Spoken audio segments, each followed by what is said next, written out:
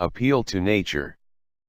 Description: when used as a fallacy, the belief or suggestion that natural is always better than unnatural.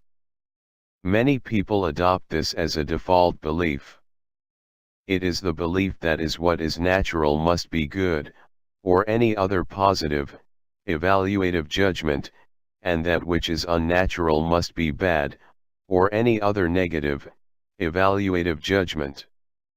The appeal to nature fallacy is often confused with the naturalistic and the moralistic fallacies because they are quite similar.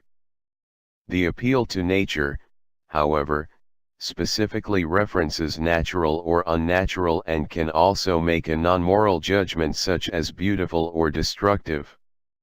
Logical forms. X is natural. Y is not natural. Therefore, X is better than Y. That which is natural is good, right, beautiful, etc. X is natural.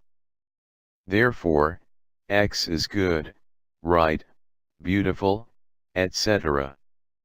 That which is unnatural is bad, wrong, destructive, etc.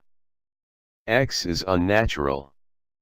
Therefore, X is bad, wrong, destructive, etc. Example number 1. I shop at Natural Happy Sunshine Store, NHSS, which is much better than your grocery store because at NHSS everything is natural, including the 38-year-old store manager's long gray hair and saggy breasts. Explanation: I can appreciate natural food and products as much as the next granola eating guy, but to make any claim of betterness, one needs to establish criteria by which to judge.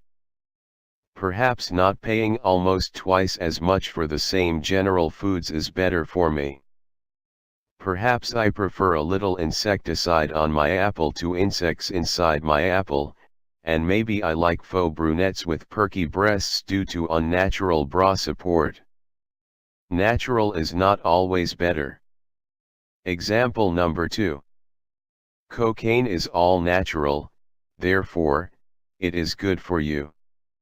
Explanation: there are very many things in this world that are all natural and very bad for you besides cocaine, including earthquakes, monsoons, and viruses, just to name a few.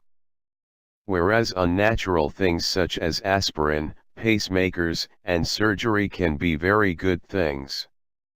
Exception: there are many natural things that are better than unnatural, but they must be evaluated based on other criteria besides the naturalness. Tip: keep in mind that Mother Nature is the kind of mother who wouldn't hesitate to throw you in a dumpster and leave you there to die. Variation: the naturalistic fallacy can be seen as a subset of the appeal to nature, or a more specific version that makes a moralistic value claim rather than the more generic claim of goodness. For example, saying that cocaine is good for you because it is natural is an example of the appeal to nature. This has nothing to do with morality, but with health.